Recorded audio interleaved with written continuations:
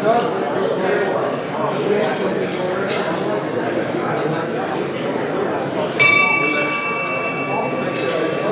afternoon, Rotarians.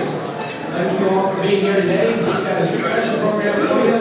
And today is our last meeting of the Rotary year, so we've got lots to talk about, lots to go over. If you will, please stand with me. Barry will lead us in the national anthem. Oh, say, can you see by the dawn's early light what so proudly we hailed at the twilight's last gleaming, whose much stripes and bright stars through the perilous fight o'er the ramparts we watched were so gallantly streaming, and the rocket's red flare, the bomb bursting in air, gave proof through the night that our flag was still there. Oh, say does that star-spangled banner yet wave o'er the land of the free and the home of the brave? I pledge allegiance to the flag of the United States of America and to the republic for which it stands, one nation under God, indivisible, with liberty and justice for all. If you will, please remain standing as Jacob Bell does our invocation. Bow with me. Father, thank you for the opportunity to serve and to be a part of an organization that champions service. Let us all serve throughout our community in ways you lead us. Thank you for this time together. Thank you for the food and for the speaker we will have. Pray that everything we do will be done to honor and glorify you. In Jesus' name I pray. Amen. Amen. You may take a seat. I'm going to remain up here to welcome the guests. We have quite a few guests, so instead of going one at a time and asking to stand, I'll just call you out and maybe wave your hand. Thank you so much for being with us. A few distinguished guests with us. We have Cardinal McNamara, Sheriff, Josh Stevens, DA, and Derek Ryan, who is the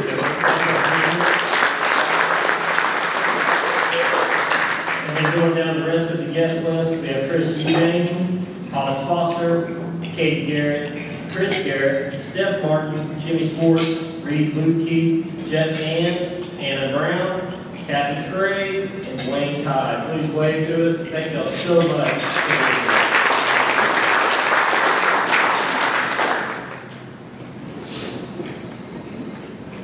Thank you, Jacob. We've got a couple of announcements. One, we mentioned this last time, but we really need one more driver to pick up our Wiley campers on July 14th. The Braves have always been a big part of that, and they were going to take the campers to the camp, but we need somebody to pick up our two campers from the Wiley Camp and Clean and bring them back on July 14th. There is a lot of paperwork that goes along with that, so if you can do that, please let me or Rosemary or Joanne know as soon as possible so that we can get that done and get that scheduled. As I mentioned earlier, this is our last Rotary meeting of the Rotary year. And that's an exciting time. We've got a lot of changeover in the board, but I want to recognize our outgoing board members, Jacob Bell, Kim Patterson, and Carter Quee. Thank you all for your hard work. Russell Lipsey is going out as well, but Russell's not here today. Our board does such a great job of leading us this year, especially with all the changes we've had since COVID and the turnover with our executive director. Our board has done an amazing job, and I appreciate your hard work and your dedication to Rotary. Thank you very much.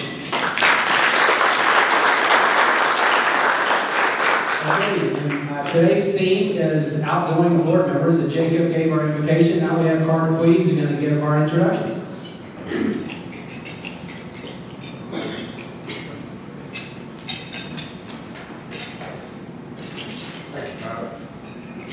Today's guest is Dr.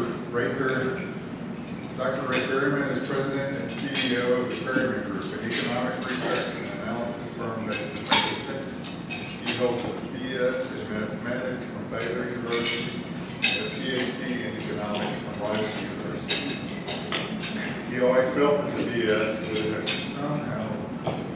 more quickly through economics.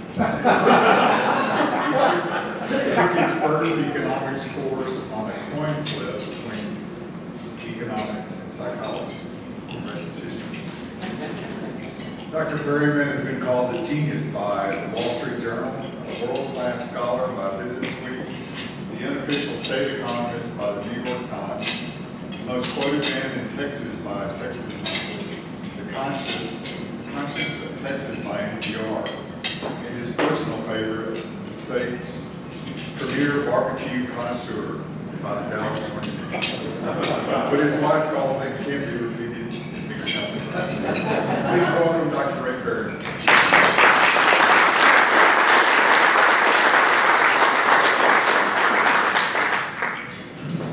Thanks, Scar. I appreciate that very much. This thing working okay? If I walk around? Yeah, I don't like to stand behind the podium. My son got me this Fitbit watch for Christmas, and this is my exercise for the day. So I can't walk around over while I'm talking to you. And I appreciate the kind words of the car. I do indeed. It is a true story. I took my first economics class in Waco Rotary. Economics and psychology. That actually happened. My wife always said, we've got the other way to be some really messed up people in the world. We'll see we'll never know. But, no, I do appreciate that. Lately, it's been interesting. It seems like a lot of people do the same thing about the speeches, but it's always after the speech, it seems like. Not long ago, I finished the speech, and a young lady came up to me, attracting the way she was just, she was really overwhelming people on the way to get to me. And I couldn't imagine what it was. She finally got up there and she said, Dr. Perryman, that was great, that was wonderful, that's the best speech I've ever heard. Now, according to the people that count this stuff, it's not me, I've given over 4,000 speeches. I've given speeches to over 2 million people. That has happened once.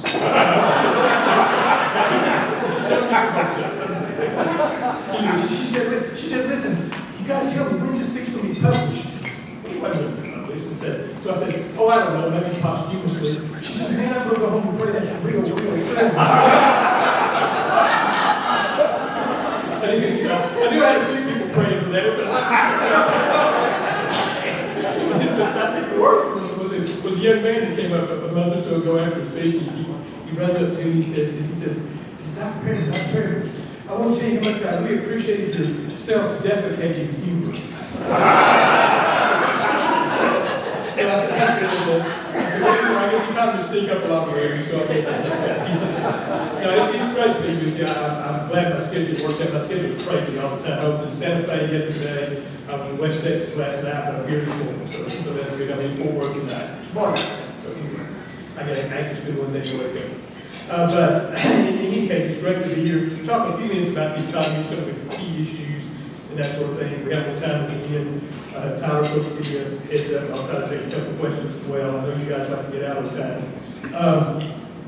Starting out don't want to dwell on the past and the pandemic, but there's I think some numbers that might be interesting to you. We all know there's a huge, when the economy basically shut down in the spring of 2020, it started back up. It took the United States 26 months to get back to even, get back to where we were in terms of jobs. That wasn't bad, really, consider how bad it was. It took 58 months back in 2008 for that test. So it really wasn't all that bad. Now, today, we're up about, 3.7 million jobs, so above where we were the month before the pandemic started. So making progress. Okay? Texas got back in 18 months instead of 26. We are up about 950,000 jobs, almost a million jobs. Okay? So if you do some quick math, about a quarter of all the jobs that have been gained in the entire country since the month before the pandemic have been in the state of Texas. Okay? Like 950,000. That's a pretty remarkable number when you stop and think about it. The country has grown net over that time 2.4% of jobs. Texas has grown 7.3%. Okay? The I-35 corridor, which I can see out here, the I-35 corridor has gained about 700,000 of those 950,000 that have been gained in Texas between the Dallas-Fort Worth area and San Antonio. That's it. Kind of get you guys in a good place. That's what I'm trying to say as we go along about this. Remember, years and years, people used to say, well, Waco's been drug, but Waco's halfway between Dallas and Austin. Now, I remember way back when I was just a maybe the time was overvalued, and I've been one of the meetings where they said that, and I didn't know better, and I said, well, how long have we been halfway between Dallas and Austin? but it's starting to matter now. It's starting to matter because Austin is growing significantly to the north. When Dallas is finally starting to go to the south. It grew to the north for a long time, it's now, and now see Ellis County, Waxahachie showed up with all these fastest growing things, so it's coming this way. Austin, when I first started doing this, I've been doing this a long time. I know I look very, very young, but I've been doing this for a long time. When I first started doing this, it was called the Austin MSA, actually SMSA back then, so long ago. Then it became the Austin San Marcos MSA, so it started heading a little bit south. And then they changed it to the Austin Round Rock MSA, so you start seeing it come this way. It's now the Austin Round Rock Georgetown MSA. So you see what I'm getting at. I mean, you know, it's coming at it from those directions. Also, there's been a lot of great locations here, and the impact of Magnolia has been huge in so many different ways in terms of what it has done, in terms of creating new industry, new opportunities here, because it brings in so many people that creates other opportunities. So there's just a lot of good stuff happening, a lot of corporate locations, that sort of thing. Anyway, I said Texas took 18 months. Okay, grew to 7.3% rate since then.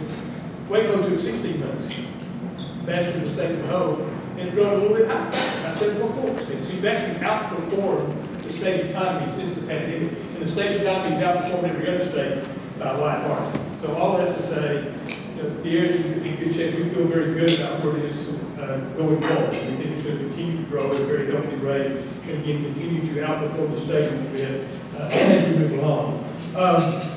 We don't have a lot of time. I thought I'd boil down on a couple of issues.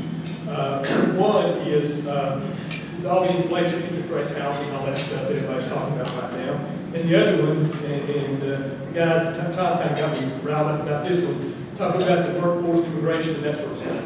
I should say before I start that, okay, I'll probably make some of you mad, okay? Certainly hope so. I've been doing this almost 50 years. The folks in the county tell me I produce several billion numbers every year. To the best of my knowledge, I've never produced a number that was a Republican, or a Democrat, or a liberal, or a conservative. The numbers are what they are. I say them, and that's that. So, a quick funny story before I dive into it. Right after the invasion of Ukraine, the House had a hearing on what should our policy be about Russia and all that stuff. And they invited 3 or 4 of us to testify, and I was one of the yahoos that they got up there. And afterwards, I got a question about energy policy. And at this point in time, I think the federal government has some things wrong about energy policy. So I just launched off. I was better than about energy policy, which could be interpreted, since the Democrats are running things today, as criticizing the Democrats. I didn't mean it that way. I just didn't like the policy, but you can interpret it that way. Well, at the same moment, we've done this with study. Remember when the governor was stopping all the trucks at the border and inspecting the stuff and slowing down the supply chain, which was already a disaster? Well, we figured out how much that was costing the economy. And so that could be interpreted as criticizing the Republicans. Again, we're just doing the numbers, but look at it that way. But it just so happened at the very moment I was answering this question in the hearing at the House, at that very moment my staff released the other study. So at the same moment I was criticizing the Republicans and the Democrats. I didn't know that they were releasing it then. I wasn't paying attention. Didn't know I get that question for that matter. But there was a columnist for USA Today out in the audience who was listening to me talk and then saw on his phone that I released this thing. And so the next day he wrote a column and called me an equal opportunity offender. I decided I like that. I'm not going to be an equal opportunity offender. No, I like that. Anyway, let's first talk about inflation a little bit. It's coming down. It's coming down a lot. Last summer it was around 8 or 9%. It's now around 4%. Basically good progress along the way. As I think I told y'all last time I was here, this one was not like the one back in the 80s. It's late 70s. Everybody, you can try to compare it. I mean, there'd be a headline. Inflation's 9%. Worst thing since the late 70s, early 80s. Every time they had a story about it. And this one was very different because this one wasn't structural. And what I mean by that is we had baked inflation into the economy back in the late 60s and early 70s and early 80s. A lot of it started with the decisions to basically have the Vietnam War pay for deficit spending. That started it, but there were a lot of other things we institutionalized in terms of inflation during that time. And I got to see it firsthand by a very weird set of circumstances. I was a little bitty baby economist back then. I was still about early mid-20s, I guess, something like that. But my dissertation got Rice to get a big model of the U.S. monetary sector, the world monetary system, and all that. And so when Paul Volcker was brought in as Federal Reserve Chairman to President Reagan said fix inflation, they needed a model. Now, if you need a monetary system model today for some reason, I can't imagine why you would, but if you did, they're $15 a piece delivered this afternoon from Amazon. Okay, they're everywhere. But back then, they were about 3. And mine was bigger than theirs. So they called my young self up there to be in the room talking about all this stuff at the time. So at a very early age, I got kind of first-hand exposure to this thing. But we had institutionalized every financial institution, bank in the country paid 5% from savings accounts, plain old savings account. Every savings loan we had back then paid 5.25. Every brokerage paid 6.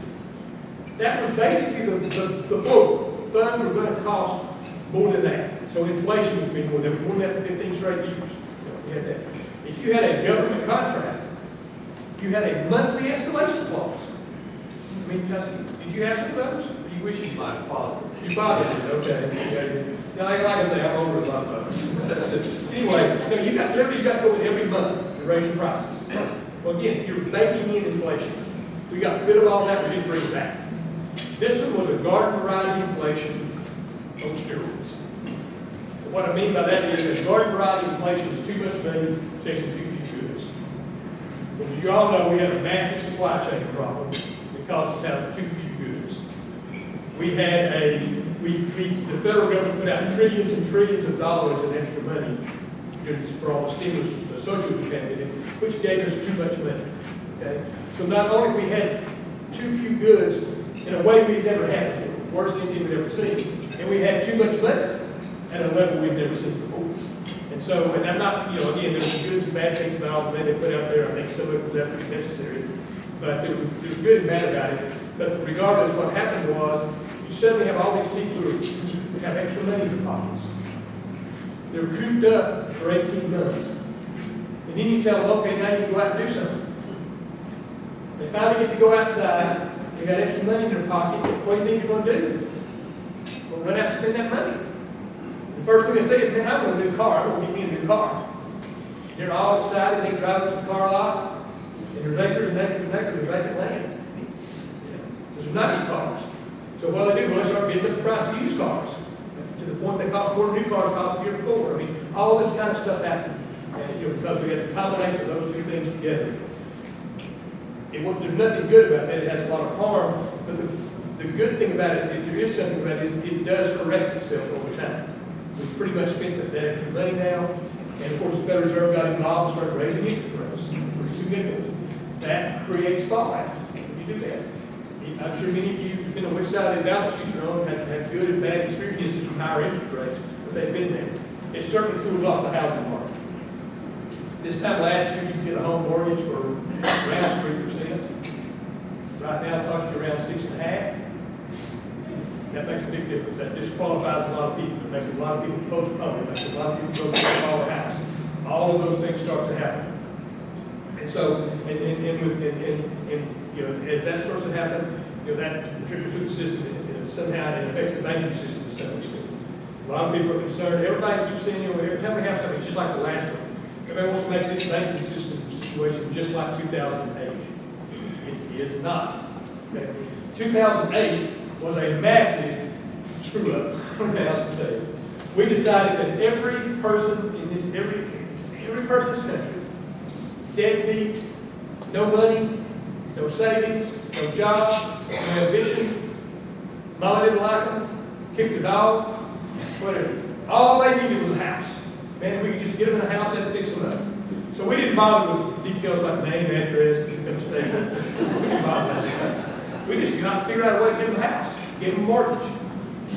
And then Wall Street was loving these things. And they said, okay, we'll put 1,000 of them together and we'll make it into a bond. You know 1,000 bad mortgages makes a really good bond. So we're going to write this up for AAA. Okay? Everybody's going to love that. Well, after we done that, got every day big world into a house. Wall Street said, we don't care, we want more of these things. I said, well, okay, we can do that, and guess what we do? We can write derivatives on those bonds. And that's a fancy word they use on television to describe something. It's not complicated at all. A derivative is a side bet. Here's the Baylor Club, I wouldn't dare ask for a show of hands, but if you've ever been to the track and you've been on a horse, I won't ask for a show of hands, but you've done that. Somebody, you might know somebody's done it. You bought a derivative. Because you don't own the horse, but you get paid based on how the horse performs. That's all a derivative is. You didn't own the mortgages, but you got paid based on how the mortgage performed. And sometimes they write 100 derivatives on one of these bonds. So what that meant was, if you had a house here in Waco that was $50,000 underwater, you just created $5 million in losses because you sold it 100 times. You do that, you can really mess up the economy. We really messed it up. Okay? This time around, we're not seeing anything like that. Okay? The three big banks that have failed, medium-sized banks that have failed, got all the attention. I don't have time to transfer all the details. But basically, Silicon Valley Bank wanted to be the cool bank for the tech guys. Okay? And so they made a bunch of loans they shouldn't have made. And then they had all the money in treasuries for liquidity, and the interest rates messed up the value of those, and people cash could get. One up in New York, Signature, they want to be the cool bank for the crypto guys. Okay? And so they took some risk in crypto they shouldn't have, had the same problem with treasuries, they had a problem. You down in First Republic, and they want to be the cool bank for the really, really, really rich guys. And so they made a bunch of stupid things they shouldn't do, and they got caught upside down on treasuries. But there were all three banks that did not have good basic practices in place. Now, there is a little risk in the banking system right now. I don't want to minimize it. The risk is on the commercial real estate side. You got, best we can tell, there's about $2.8 trillion in real estate lending that's going to have to be refinanced in the next year or so. About $900 billion of it is in the banks. It's not going to work to do it at current market values. It won't work. So you've got to write it down, you've got to mess with it, you've got to extend it, you've got to do something. Number one, that's $900 billion. That other was tens of trillions of dollars, so we're nowhere close to the same magnitude. And it's going to happen in early 2024. What happens in late 2024? We have an election. I'm sorry, I didn't silence my phone. That must be one of my privileges. It's just spam. If my friends call you looking for me, tell them I'm in Brownsville. Anyway, so it's just not, it's not as big a deal. And I suspect you'll find the regulatory process relatively accommodating because nobody wants to have a banking crisis 6 months before presidential election. So this is one of those situations. Margaret Thatcher used to say the British had a remarkable capacity to muddle through. I think this is one of those people, it can be kind of messy, but we'll muddle through it, get it restructured, and that sort of thing. But I don't want to minimize it. There's some risk there. But all that to say, inflation is coming down. It's going to, I think, it'll continue to come down. It's about 4% now. It's dropped 11 months in a row. The wholesale price index, we never talked about that. But the wholesale price index right now is 2.3%. And that's good because if it's wholesale today, it's going to be retail in 2 or 3 months. And so we're starting to see some real progress there. So I think that was kind of working itself out. The other one, the workforce thing, it's not going to work itself out anytime soon. The biggest problem is we're not making enough people. Any way you look at it, everybody wants to blame the pandemic. You say, great resignation, everybody left the workforce. Best we can tell, maybe 300,000 or 400,000 people out of 150 billion left the workforce because of the pandemic. Some of those may yet come back. It wasn't that. The pandemic made it a little bit worse. A little bit slice of it. But basically, that 10 million job openings you're talking about right now, we had 8.5 million before the pandemic ever happened. That was an all-time record. If the pandemic had never happened, we'd be at about 9.5 right now. So again, you come back to that same 500,000 or so folks. All the rest of it is simply because we're not keeping up. And when the census came out in 2020, we found out we had 1 million fewer young people under the age of 18 in this country than we had 10 years ago. So it's not going to go away. It's not like all of a sudden we'll wake up one morning like folks will be work. We've known this was coming for a long time. The very first speech I ever gave after I got my PhD, and came over here to Baylor as a young professor, it was not far from here. It was at the Chamber of Commerce and Agriculture over the river. They invited a new kid to come speak in 1977, okay? And I realized by the day before the speech I kind of panicked, because I'd been in graduate school doing all this heavy-duty mathematics stuff, but I hadn't really been reading the newspaper every day. And so I didn't know a lot about what was going on in the real world out there. And it dawned on me the folks at McGregor probably didn't want me to go to Blackboard and do a bunch of derivatives or something, so I better kind of read up on this stuff, phone up on it. That was before Google. So I had to go to the library and actually read some newspapers. So I get through and I stumble through this speech. At the end, I ask the questions. First question I get, and this is not fair. I'm 24 years old. This is really unfair. First speech of everything. First question I get is, tell me something that will be going on in the economy in 50 years. That wasn't fair. I thought about it for a minute, and I said, man, if they had Sister McGregor, we're only last in New York. I thought about it for a minute, and I said, we'll have a workforce shortage. And the reason I said it was I knew the baby boom had ended in 1964, and we weren't having as many kids. You know, you fast forward from 1964 to 50 years later, and you probably all those folks retired, getting out of the workforce, and we're not going to have enough to replace them. And then along the way, we started entering the workforce later, and all kinds of other stuff started happening. And so, you know, I can pretty well tell we're going to have, you know, there's going to be a workforce shortage. So it's not like it surprised us, but there's some things along the way that make it a little bit worse. With the labor force participation rate, the fraction of populations that actually works has been dropping for a long time. It's now back to where it was before the pandemic ever started. But it was over there or slide before that. So we're not making enough people. In 2020, we had the lowest birth rate in the history of the country. It's really keep records. Thanks to Mr. Jefferson, at least to some extent, we've been keeping those records at 79. Because he said we would have a census and we did. Okay, so we've been keeping those records a long time. Everybody on television got up and said, well, it's because of the pandemic. They put me on television, I can't help myself sometimes. I said, wait a minute. We found out about the pandemic in the middle of March. That we're about 11 weeks into the year. It takes 40 weeks to make a baby. Now, not bad. All the babies we didn't have in 2020 didn't have a whole lot to do with the pandemic. You know, because that's, you know, you burned up 51, 52 weeks right there. And so, you know, it basically was just because we were so down the slide on the birth rate. Then I was curious. You know, my mind works in weird ways. But in 2021, I was curious what would happen.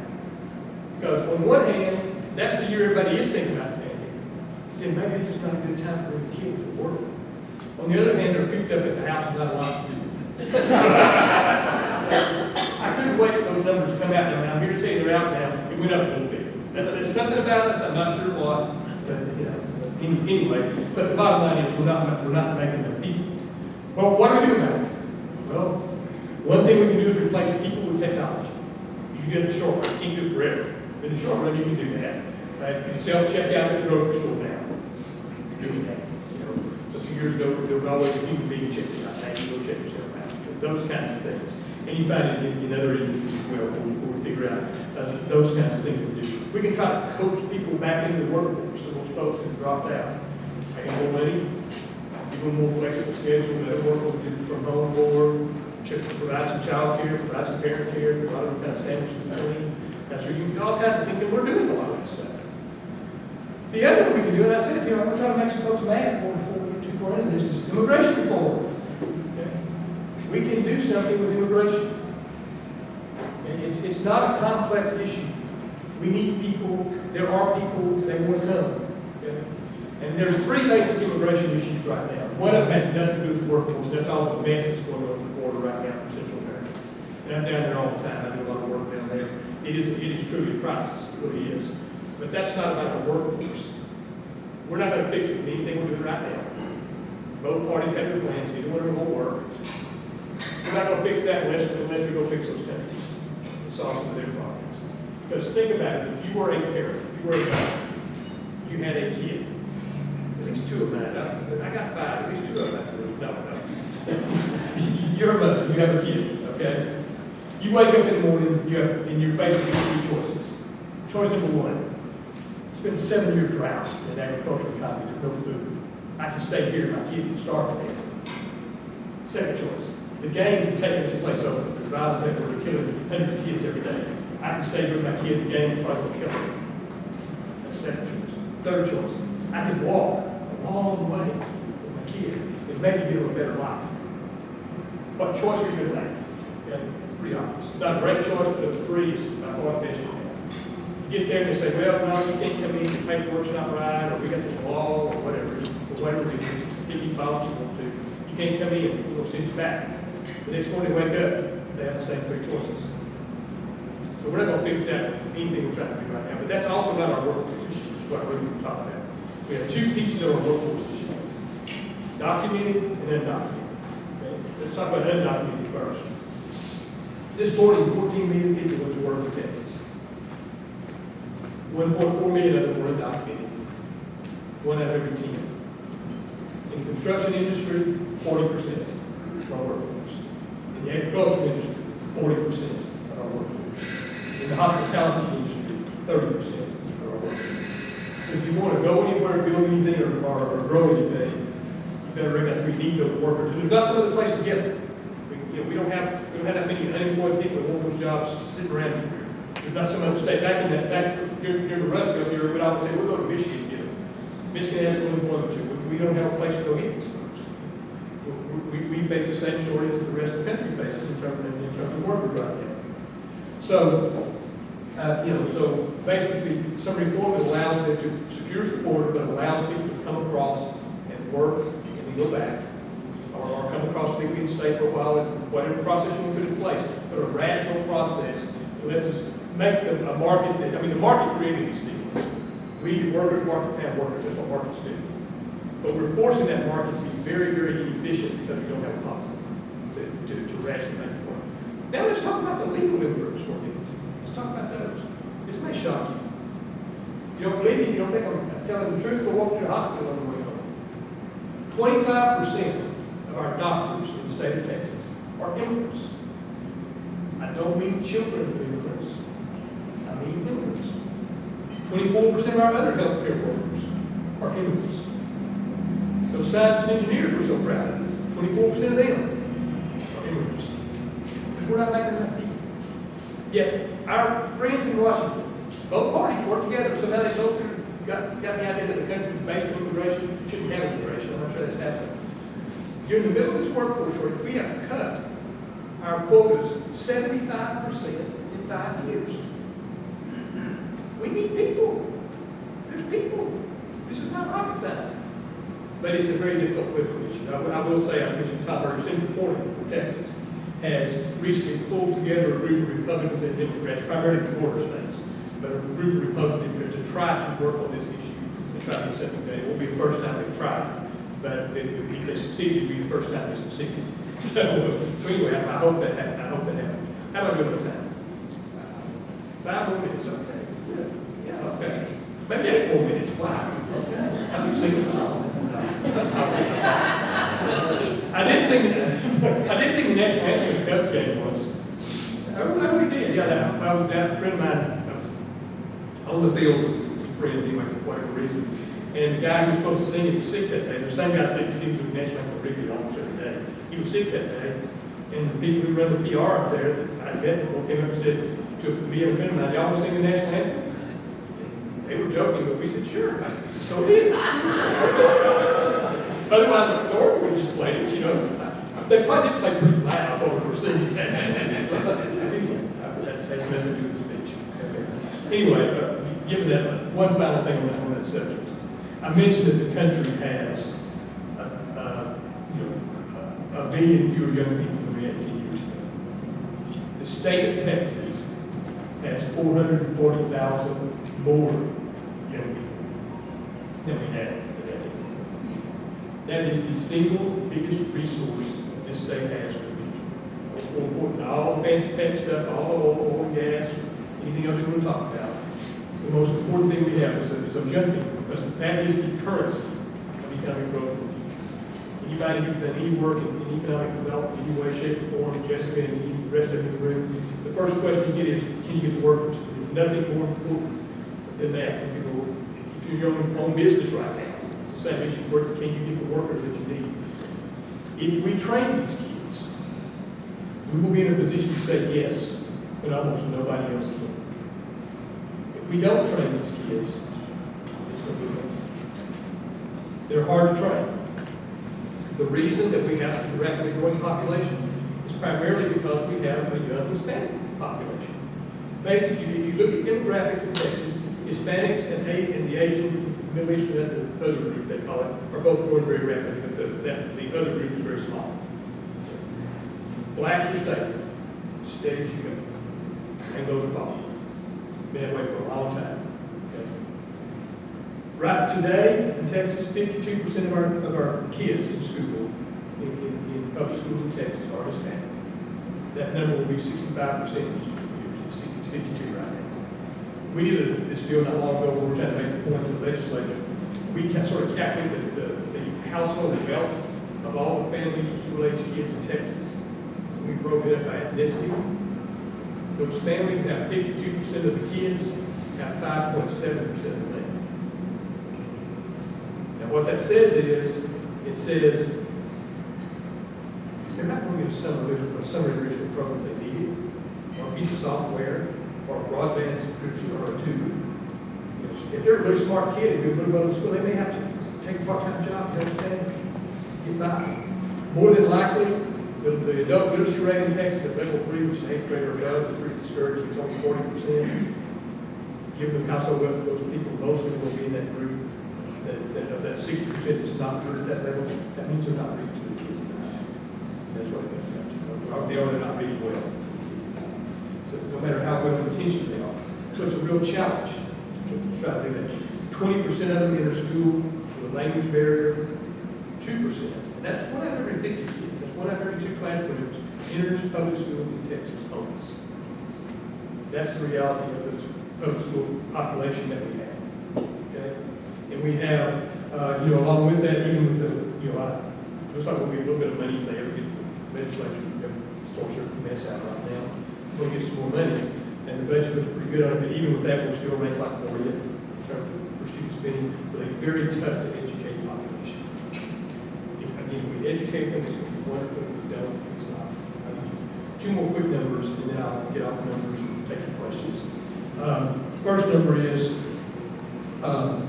if you look at it right now, the census puts out these numbers every couple of years of what percentage of the people who are raised in the state end up in that state as adults. They may go away and get education, but they spend most of their adult life in the state that they grew up in.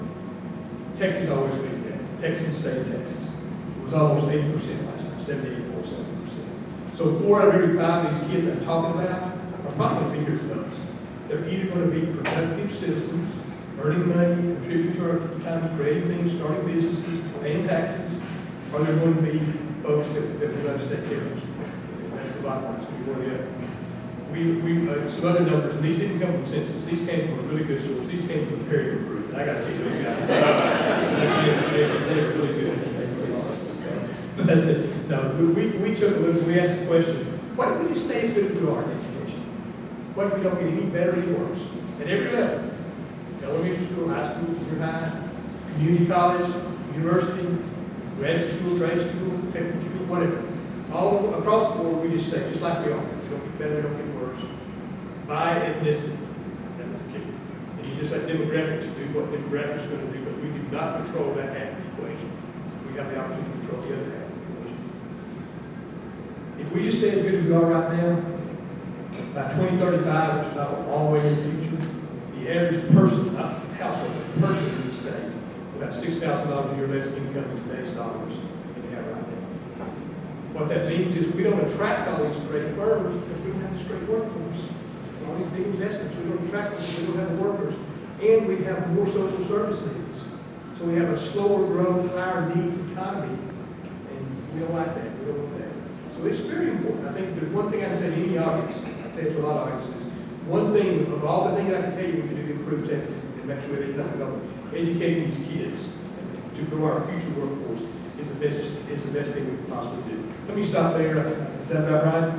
Okay, tell me, I won't know. We're coming back. So I'll stop there and take a couple of questions or whatever.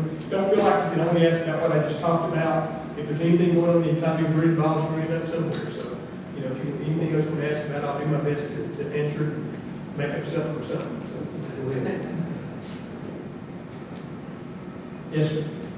You were asked all those years ago, what's going to be the economy in 50 years? So I'll ask you the same question today. I gotta take off my jacket, it's warm up here. Yeah, now what's going to be happening in 50 years? So, no, very, very good question. And I think it's worth thinking about. And obviously, we don't know the answer with certainty, obviously. But I think one thing that's going to be happening that's very, very important is we are going to have a dramatic shift in our energy portfolio and how we go about providing energy for the world. Probably not the shift you're thinking about, because everybody talks about we're going to get rid of fossil fuels. We're still going to need them 50 years. But the way in which we go about delivering them, developing them, and all the renewable energy that comes with that is going to have a profound effect on our economy. And I think that's one issue I would call out, that we're going to see a very, very different energy portfolio, and we have to. There are 3 billion people in the world today. Think about that, 3 billion people in the world today who live on $3 a day or less, $1,000 a year. There are 700 million people in the world, twice the population of our country, who live on $1.80 a day or less. If we want those folks to have a better life, we have to provide them with all the energy that their countries need to develop. Both they're starting, but they're just beginning to start. So I think that's a critical issue. We have to really balance the climate and energy production issues. And there are ways to do that. I mean, spend a lot of time meeting myself and some of those countries, spend a lot of time looking at the science. I testified in Congress about this. I really have to know this about that. So anyway, I think that's going to be a huge challenge, and something we'll be looking at to a degree differently. Also, I think there's going to be remarkable developments in the life sciences, and we're going to see a whole lot of ways to give a better, higher quality of life for a longer period of time, which brings a lot of great things, and also brings a lot of social challenges and things we have to deal with in that way as well. I certainly hope they get that fairly soon, so I can get long enough to really torture my kids. I think if I were to do 2 things that I think are really going to be driving the economy in 50 years, I think you'll see what's going to happen with energy climate conversion, and what's going to happen with life sciences. Do you see the economic shift away from China continuing for the long term? I see the economic shift away from China continue in the long term. Well, I'm not sure there's been that much of a shift away from China. To some extent, we're seeing a little bit of that. But it's very different. China is a very, very big country. I mean, they have a large population, they have a lot of energy, a lot of things going on. It's going to be an important part of the world economy for a long time. I do think you're going to see all their attempts to make their currency a world currency and that sort of thing, which it technically is right now, but less than 1/10 of 1% of all the world's transactions are definitely their currency, but they like it. I think you're going to see some, I think you'll see, I don't think you'll see them rise to the stature they want to rise to in a lot of areas. And I also think you're probably going to see a fundamental shift in Chinese policy in the coming 15 or 20 years. And it's another place I spend a lot of time and done a fair amount of work. The average age of the ruling group in China right now is about 85. When they create the enterprise zones around Hong Kong, that basically allowed you to be a capitalist and make a bunch of money. The people they let do that were their kids, their grandkids, and their brothers and sisters' kids and grandkids. So the next generation has experienced some Western wealth on a pretty large scale, and they like it. They like it a lot. And so I think you're going to see some fundamental policy shifts take place in China. It's going to take a while. It's not going to happen overnight. They're very entrenched in what they're doing right now, and their leaders trying to entrench them even more at the moment. But I think over the next 20 years, you're going to see some very big policy shifts up there. But a country that's that big, that has the level of development it has right now, it's going to be out there. It's going to be with us. But as far as a huge shift, we're seeing some nearshoring now. Things that were made in China are now being made primarily maybe in Mexico or that sort of thing.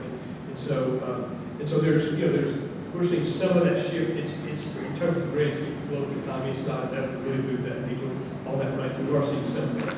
Some opportunities. But China will be with us and be important for a long time to come. Okay, one more thing. You got it. How long do you think the elevated rate environment will last? And how does the gen-wise spending patterns, is that going to be Good question. How long do I think the rate environment will last, and what do I think kind of how the spending pattern will adjust to that? Well, the Federal Reserve obviously paused interest rate increases in June meeting.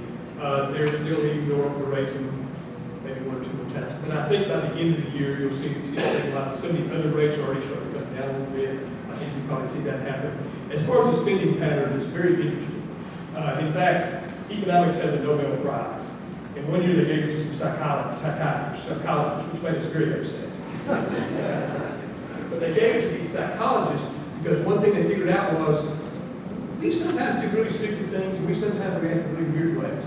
And one of the examples they gave us was we really rely on the most recent information to inform our decisions.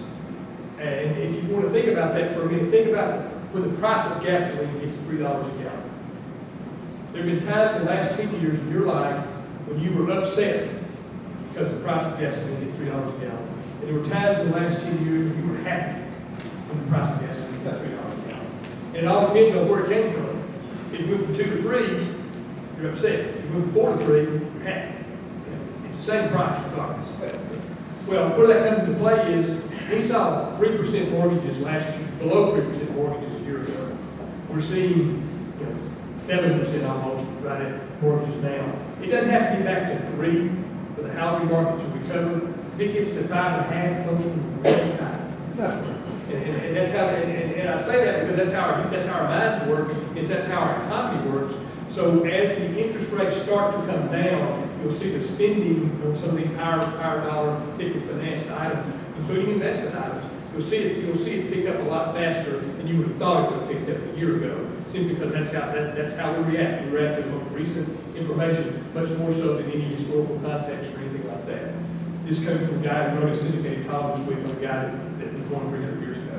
But nonetheless, we react very in that way, very much so. Well, as always, it's been a privilege to be here. I appreciate the opportunity. You're in a great place, a wonderful city. It's good to see everybody. Thank you.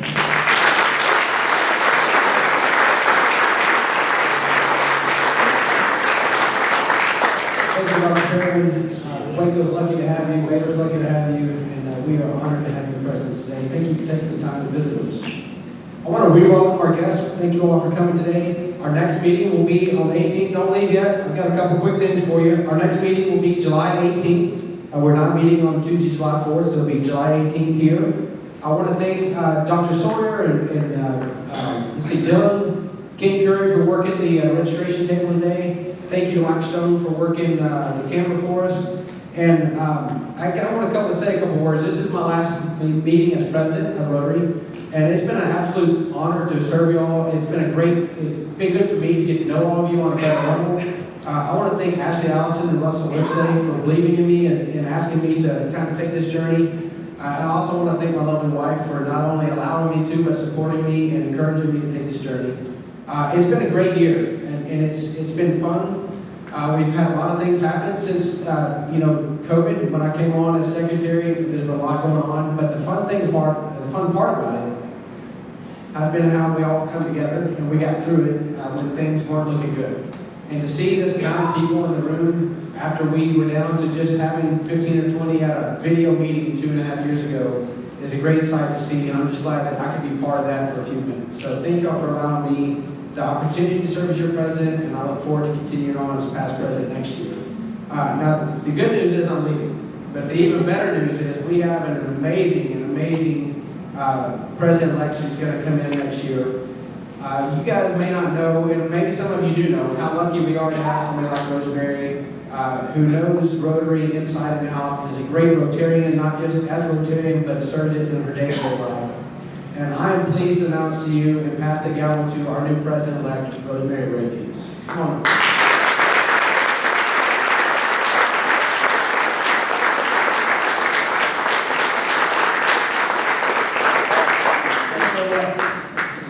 They'll go away. My first order of business is to say to you all, if there ever could have been a Rotary president that needed a redo, that we wanted to keep around, it would certainly be Tyler. People always say when they're walking into an office that you have big shoes to fill, but in this case, They really are. I speak for the board and for all of our members of the Rotary Club when I say thank you, Tyler, for a job well done. You may have set a record recruiting new members, leadership innovations, and you made a great interim executive director. Please accept this past President Rotary pin and our sincere thanks and appreciation for a job well done.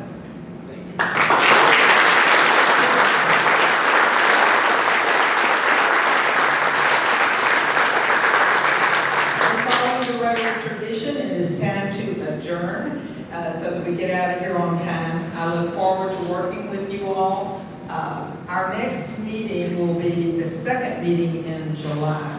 They decided, since I was president, our first meeting would be a national holiday, which is July the 4th. So we're not going to meet, but we will have a social around the 6th of July. So look for that announcement, and we hope that you all can join in.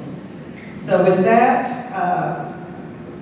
I invite you to stand and recite the four-way test.